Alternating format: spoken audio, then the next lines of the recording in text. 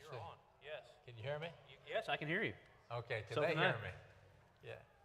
Okay. Here come scholars down the center aisle right now. There's Haley. There's David. The glare is. Oh, okay. Yeah. Sorry. Kenny's face was washed out with the sun. I couldn't tell who else was back there, and now I can't see anything. Thanks. All right, folks. Yeah, we're on. Yeah, we're on. Can you hear me, Joe? Just keep talking. Ken will fix it. Okay. All right. We're going to start this morning with a little story. I don't usually like to do what I'm about to do, but I hope this will make a point.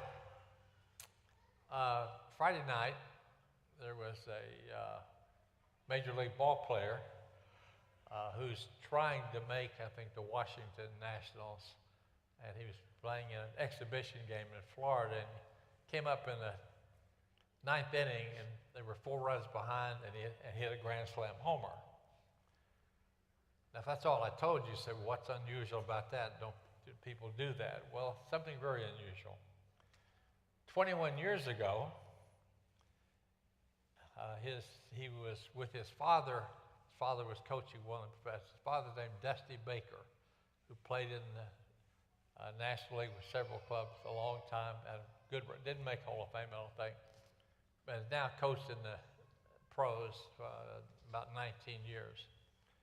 He was 3 years old. The same guy was 3 years old. Dusty Baker was his father.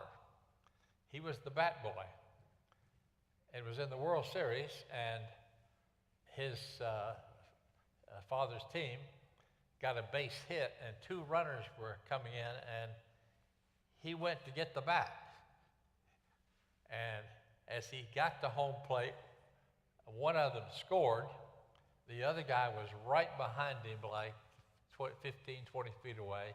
There was going to be some kind of collision, and the player scooped him up and took him to the side. And they passed a new law that you had to be 14 to be a bat boy. He was 3. The new law was in the majors, you had to be 14 years old. 21 years later, the same 3-year-old, now is 24. He's been an All-American at University of California. This is last year. It was his, I think, first year in the minors. I think he hit 3 home runs. He was playing Friday night against his father. His father was coaching the other team, and he came up in the 9th inning, bases loaded. Great base stealer, really good hitter, but not a home run hitter.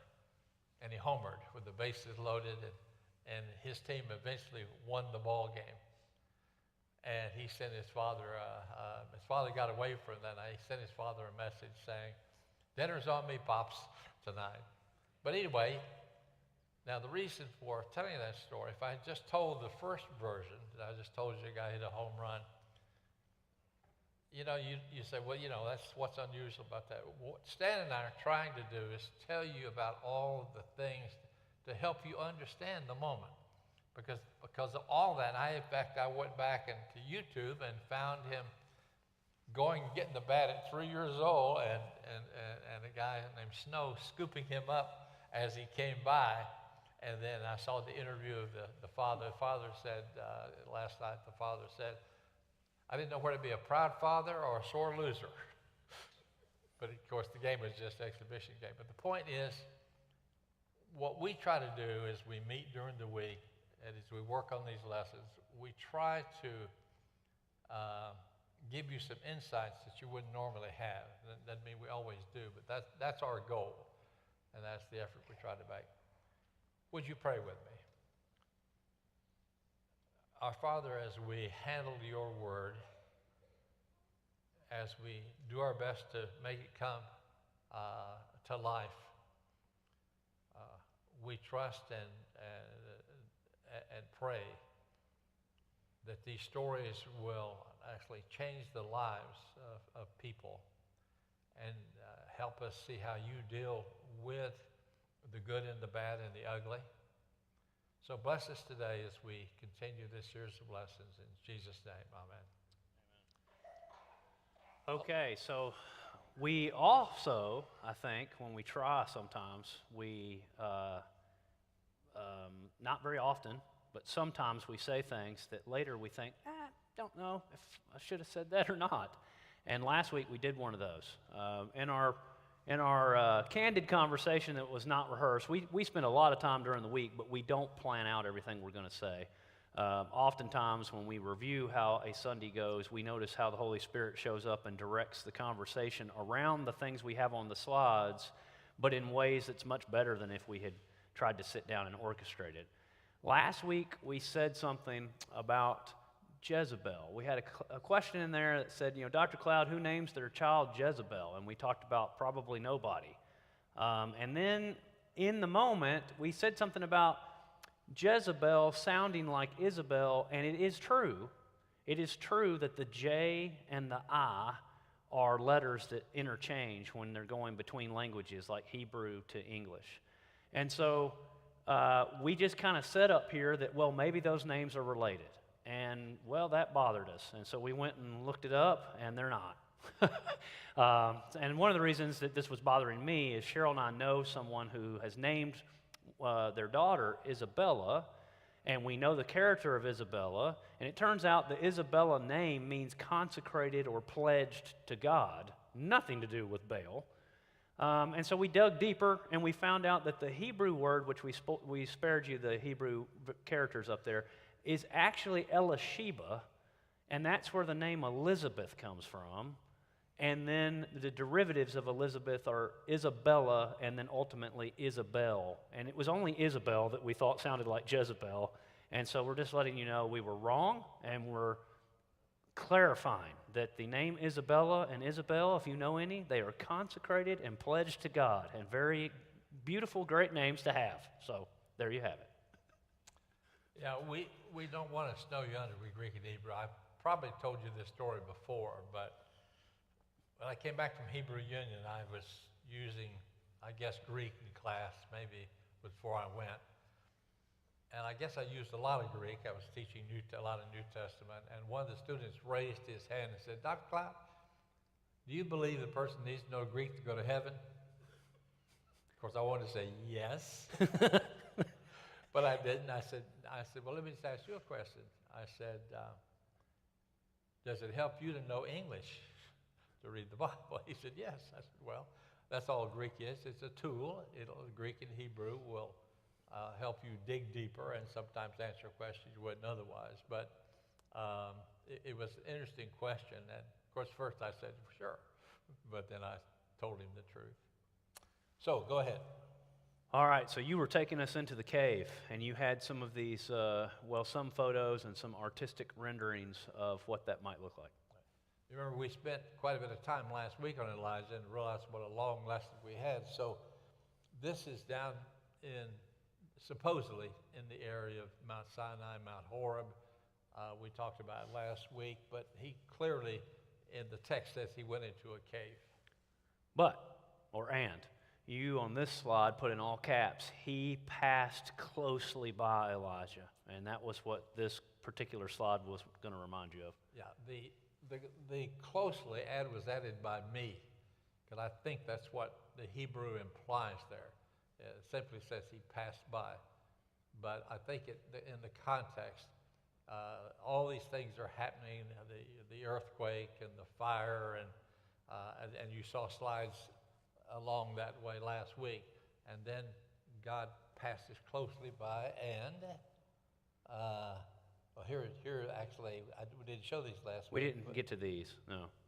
We didn't get to these. This is from the cave. There's a powerful windstorm that hit the mountain. Right. Yeah, go.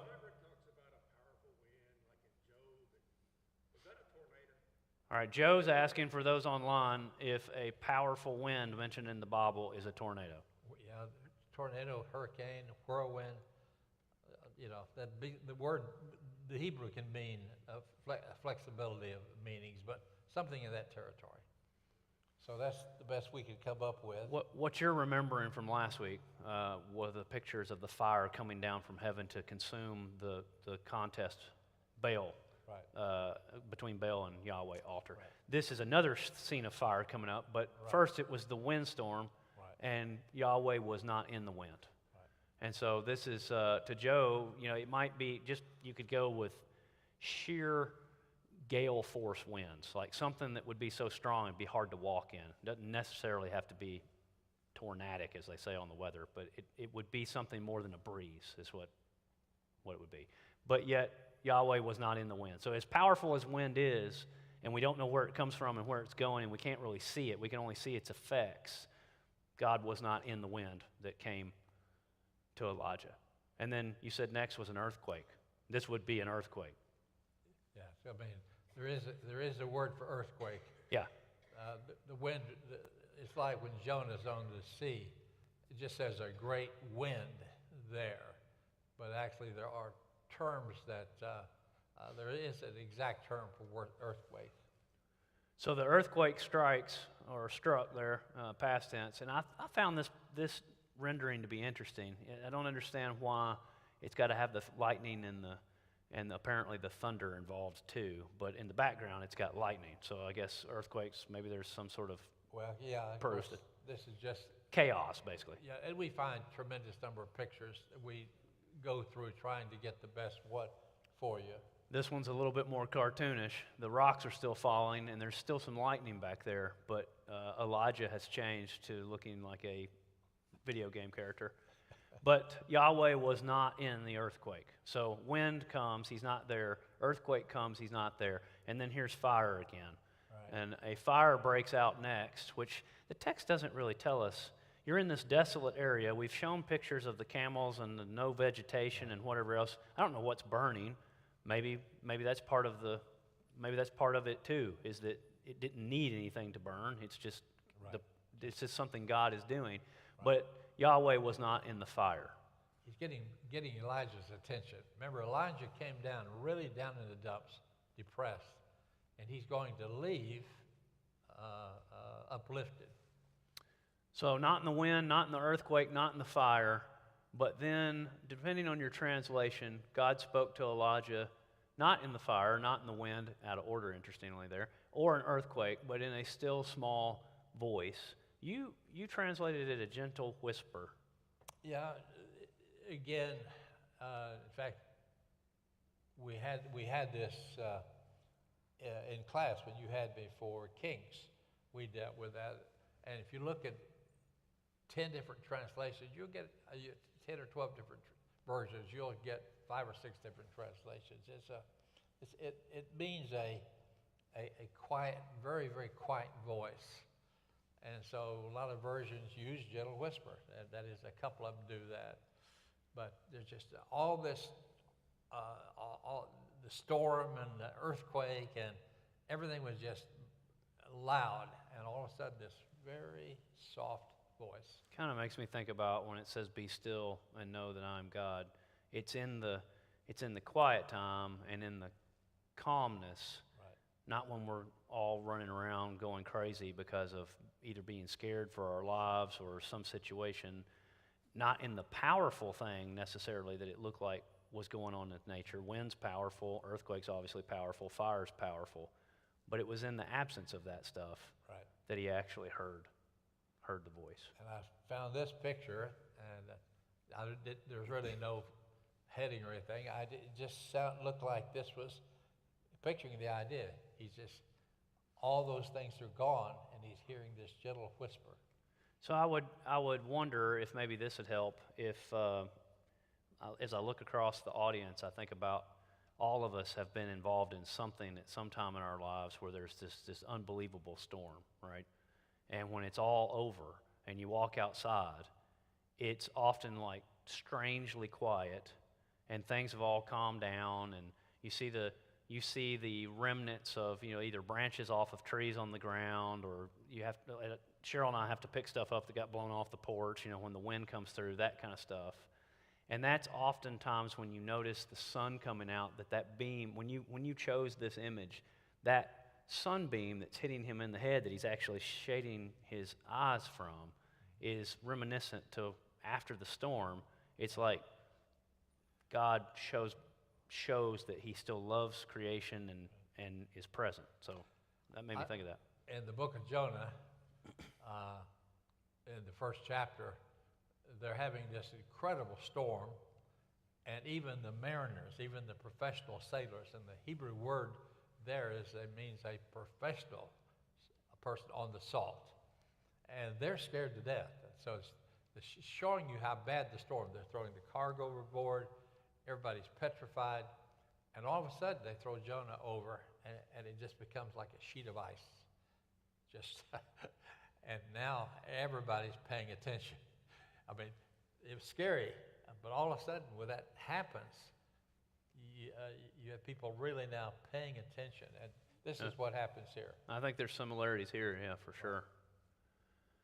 So in 1 Kings, you mentioned 1 Kings class a second ago. In 1 Kings 19, 15 through 16, Elijah gets his next assignments. And the first one is to go to the territory controlled by Damascus and anoint Hazazel, king of Aram. You want to unpack that for us? Aram is the Old Testament name for Syria. It became known as Syria in the Hellenistic and Roman periods, and then it's still Syria today. But in ancient times, one of the main cities was Damascus, the closest city to Israel. Those of you who have been to me in the Golan Heights, and we go to the United Nations building, I always say to somebody, how far do you think we are from Damascus? And they'll say, 60, 70, 80 miles. I say, no, 20 miles. We're 20 miles from downtown Damascus. And they go, oh, right. They get a little bit afraid. And so Damascus was Israel's worst enemy in the north, and just north of Israel. So something else struck me here, though. So Jezebel has threatened him. And like you said a moment ago, he got really, really low, and God is encouraging him. What's interesting about the way we just changed this in the narrative is God has assignments for Elijah to go do, and apparently he's able to go do them now without the fear of always looking over his shoulder, right, because of hearing the voice that he heard when he came out of the cave. Right. So that's number one. And then he is sent to anoint Jehu. You're in a period of time when the North Israel is dominated by the Omri dynasty. And say, well, who's that? Well, Ahab's father was named Omri. And even though we only have like 12 or 13 verses on Omri, we have tons of archaeological information. We have the powerful king Shalmaneser III telling about having a battle with Ahab. And Ahab has more chariots than anybody on his side, but a dozen people, including the king of Damascus. And they've allied together. They usually fight each other, but they've allied together.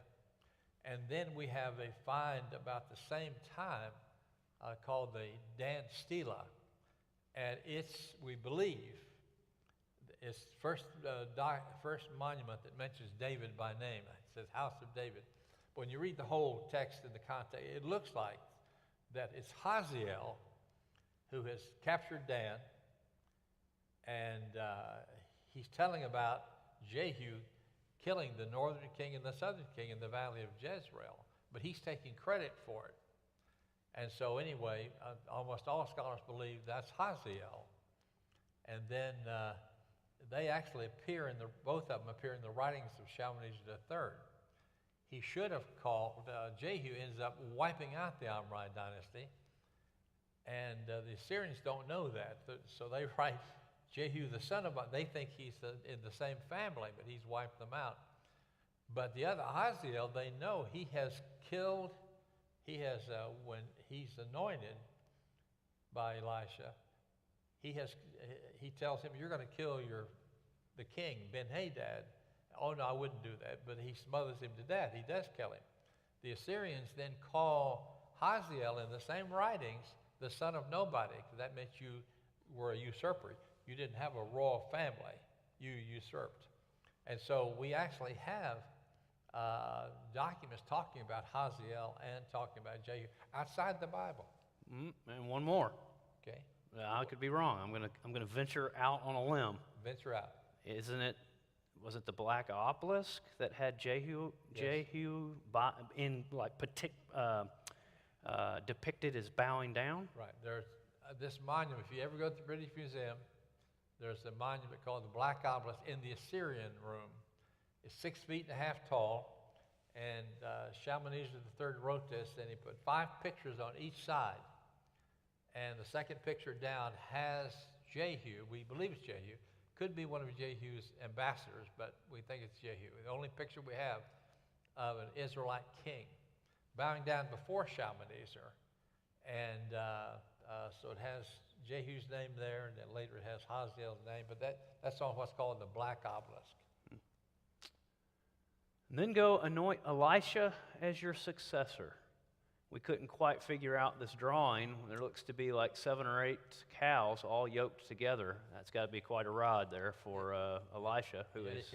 Elisha's plowing, but I don't know why they put so many, so many It's cows there. It's a lot of cow power. Right.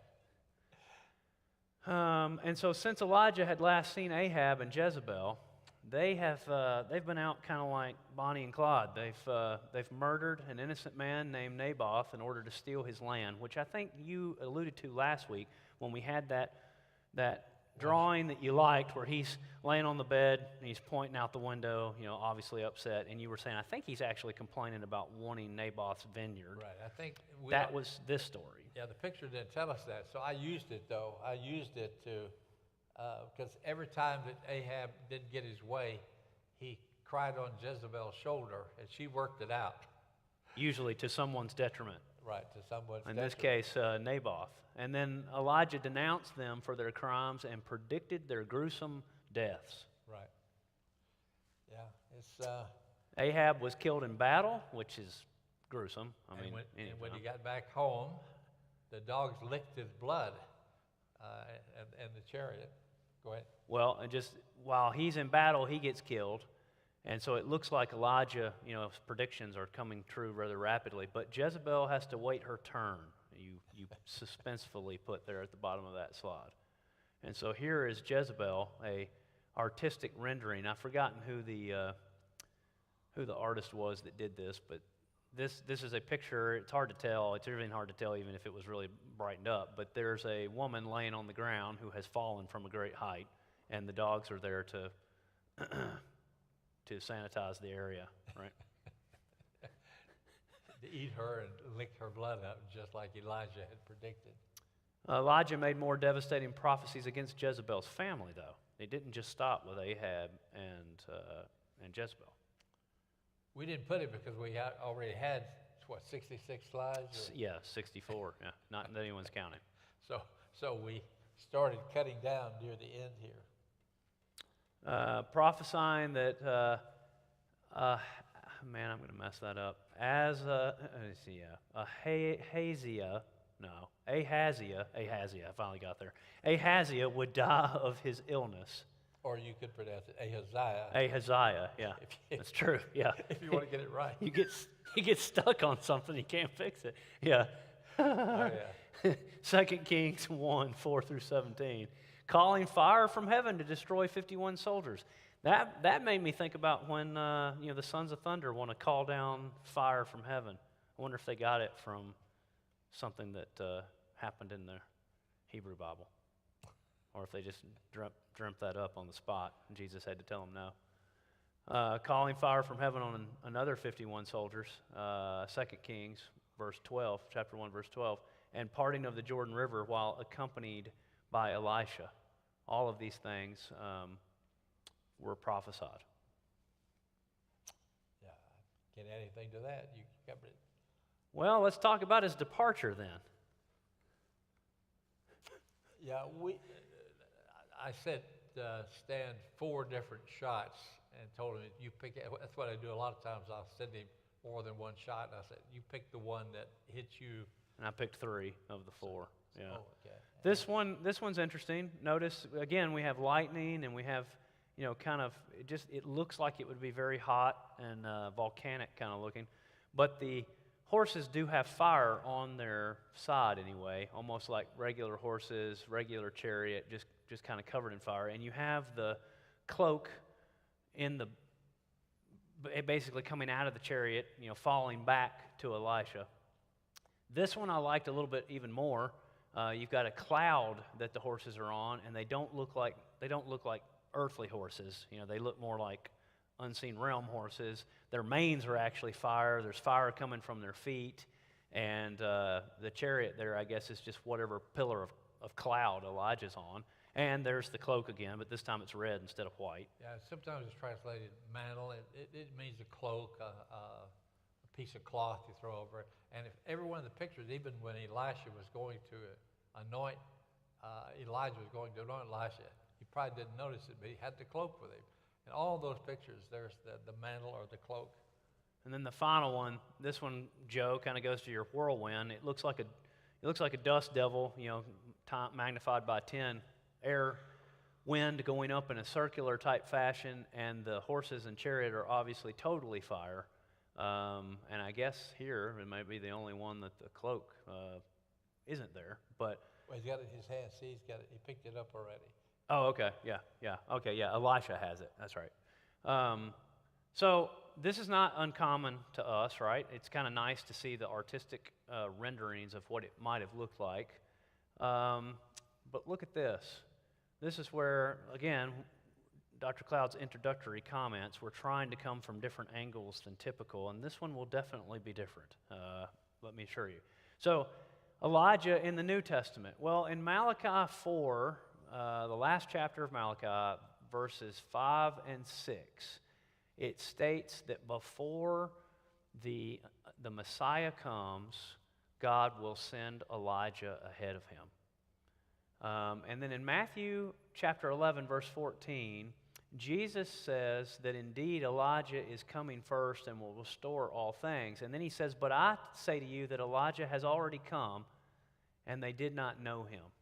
And so if you go to Matthew 17, 10 through 13, he tells them that it actually says, if you can accept it, John the Baptist is Elijah. So how would that be possible? Well, we wanted to point out that Elijah went to heaven without dying. So, do we understand all of this? No, but it is interesting. Why did Elijah need to go in the fiery chariot if there was nothing else for Elijah to do? And maybe we can't find that answer or know that answer, but it does seem interesting to me that he is distinct from other people, like Moses, for example, who died and God buried him. We also know that Moses went on to be with God. So it wasn't just to be with God, because if it was just to be with God, other people had died like everybody else and been buried and gone to be with God. There was something different about a fiery chariot picking up Elijah and taking him to heaven. Now, what comes very complicated and problematic is people say, well, but John the Baptist was asked directly in Scripture, are you Elijah? And he said no. Well, there's tons of scholarly opinions on that, of course. And some people say that he said no because he did not want to be raised above, accoladed higher than he already was. Others say he said no because he wasn't aware that he was Elijah. And I think a lot of that is to try to downplay any concept or misunderstanding of any reincarnation, right? But it wouldn't be reincarnation if he didn't die. So, interesting that Jesus says he is Elijah. If we can accept it, if the audience there can accept it, John is Elijah. That's fascinating, especially since John shows up eating locusts and wild honey and looks like how Elijah looked. Yeah, there's, I don't know if you're familiar with type and antitype, things like that, and some people look at it this way. Some that he actually was Elijah come back, others that he was functioning as Elijah. He acted just like Elijah did. Said the same thing. Said the same kind of things. Yeah. Jumped over on to King Ahab, like John jumps on Herod, King Herod, and so. But in any case, Jesus said, he was Elijah, and again, it's taken by many to be. He was just like Elijah. He was the Elijah that Malachi was talking about, or maybe more than that. We can't go beyond that point. And some of you have been. We don't always go to Mount Tabor. We usually choose Mount Carmel or Mount Tabor because there are 2 or 3 mountains. 3, David says. David, he has 3 mountains. 2 that most scholars argue about, and then 1 David adds to that. But anyway, the 2 that you hear the most about are Mount Tabor, being the tall mountain. Mount Tabor is 1,800 feet tall and stands out because it's in the valley of Jezreel, and the other mountains around it that are not as tall. There are taller ones in Upper Galilee, and then, of course, Mount Hermon. So that's one possibility. And many people believe it's Mount Tabor, so they built a church up there. And the church has a chapel for Elijah, has a chapel for Moses, and Jesus, of course, is the main one. So you do have that happening. Last week, when we were started Elijah, we showed you Mount Carmel, where the battle between the prophets of Baal took place. Isn't that the painting on the ceiling at that church? Up there? I think it is. It looks like it. I see it a lot, but I've seen 2 or 3 different representations of it, but I think that's the one that's in the church building there. I'm not 100% sure. I've seen it 8 or 10 times, but. And so we have the scriptures up there just showing that in Matthew and Mark and in Luke is an account of this occurrence, the transfiguration. And also it's very helpful to notice the proximity of those verses to what comes right before them. Since we're in Matthew right now for this year, this summer, you look at Matthew chapter 17 there, 3 through 13, and you've just come out of Matthew 16 where they're at Caesarea Philippi. And if you were in our class and look at the geography of where Caesarea Philippi is, it makes a lot of sense that since it's at the base of Mount Hermon, I know David doesn't agree with me on this, but that's okay. We still love each other and can disagree. But since they're already in that area, the high mountain would most closely be, that might be the painting, would most closely be Mount Hermon, which we're going to look at here in a second. That might be the painting on the ceiling. Sorry, I was 1 slide off. Yeah, I think maybe it is. I'm not sure. But here's the deal. It says, with Moses and Jesus on a high mountain, but in one account, Luke, I believe it is, sorry, Mark specifically says a high mountain, on the high mountain, not a mountain, on the high mountain, which is interesting. No, I had it right. Mark says high mountain, Luke says the mountain. Well, Mount Hermon is higher than any other mountain over there. 9,000 feet. Yeah, it's 9,000 feet. It has snow on it all year round. It's known in Judaism and Hebrewism, if that's a word, of significance of what it's known as Bashan. It's known as the area that all sorts of things against Yahweh were done. So it's kind of like an icon of things opposing Yahweh. Yeah, you can see it all the way from Megiddo, from Hatzor, different places, especially Hatzor. You can see it in the distance. And so one of the things you taught us was that first sentence there says, Mount Hermon is a strong contender for the location of Jesus' transfiguration. See, we're not being dogmatic, David. We're just saying it's a strong contender. And I think I was one of the ones who said, well, it's so high. It seems like it would have taken a long time for him to get up there. And you responded with, well, maybe that's why everybody wants it to be the other one, because they built a church on top of Tabor because it wasn't as hard to get to.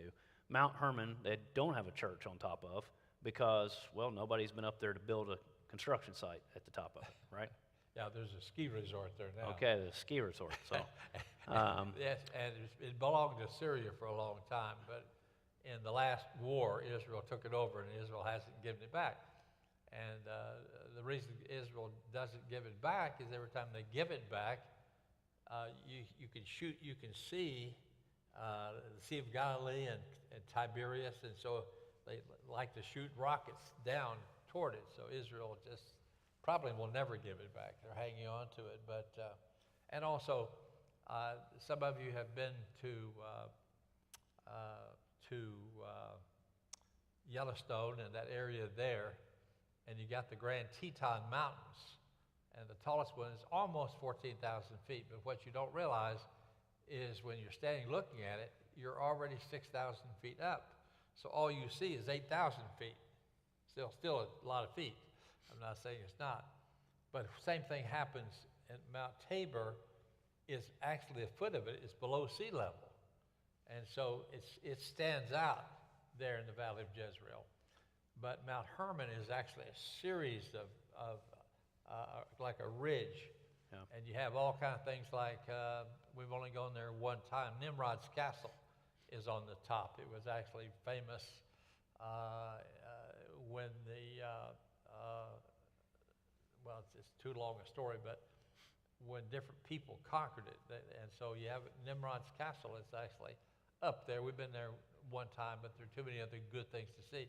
But this is where Ami, those of you who remember Ami, one of the guides, most of my trips, Ami was on it, even when we had 2 buses. And Ami was an Israeli tank commander, and he was out guiding in the last war in the 70s. And he got a call saying, we'll pick you up at your house in an hour and a half. And he had been a tank commander, and he resumed that position. And a couple hours later, he was on the Golan Heights shooting it out with the Syrians there. And so when you stand there at Mount Hermon, it doesn't look really any taller than Mount Tabor at that point, because you're already elevated in the Golan Heights. And as Stan said, you got Golan. In modern day time, we say the Golan Heights. The Bible just calls it Golan. And also Bashan is the area there. And these are the northeast of the Sea of Galilee. These are the hills that are there. And that's where the United Nations buildings are, right there too. So theologically, what's fascinating is Bashan, that we get in, I guess, English, comes from, and I won't remember, so I'm not going to try to guess if it's Akkadian or if it's Assyrian, but it means serpent. The name does. And, in the Psalms, like Psalm 68, there are mountains pitted against each other. There's the mountain of Yahweh, which is Sinai or Horeb that we talked about last week, and there's the other mountain, which is the mountain of Bashan, or the serpent. So it does seem like if it is Hermon, it's a very powerful statement from God that Jesus and Elijah and Moses show up in an area that's known to be on the enemy's side, but they're taking it over. Yeah, it's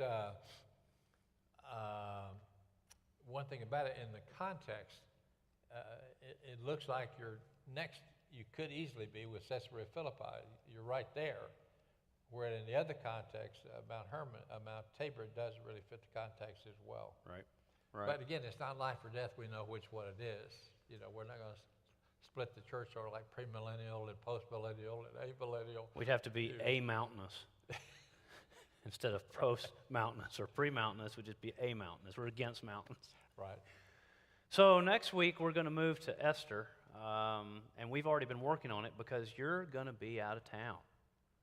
We'll be, Lord willing, and the creeks don't rise, we'll be in a soccer tournament in Gatlinburg. I have one of my students who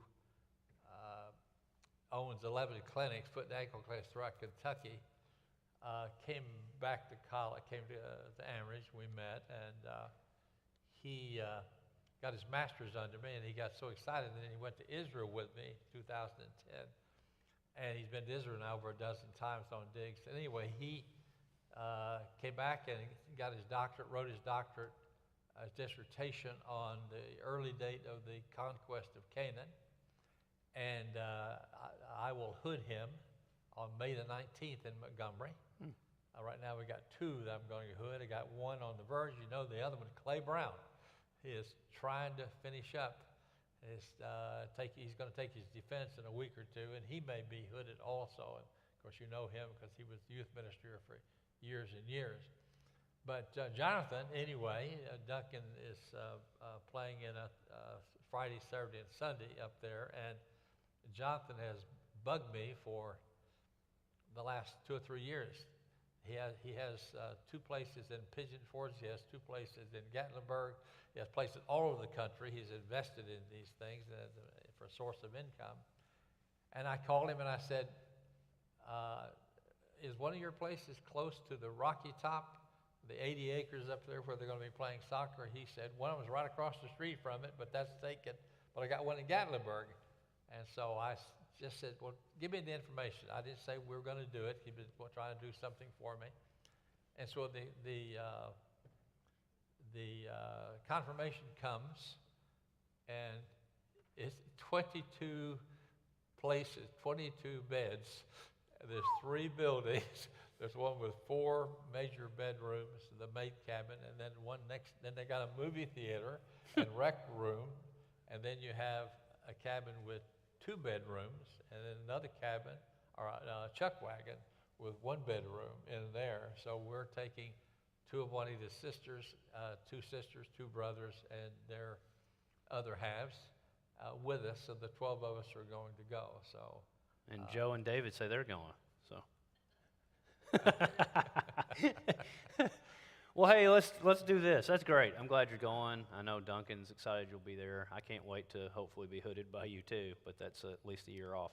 But let's dismiss and go over to the counseling center and get in line before everybody else does, so that we can get to lunch sooner than everybody else. Does that sound good? That would be a wise idea. All right.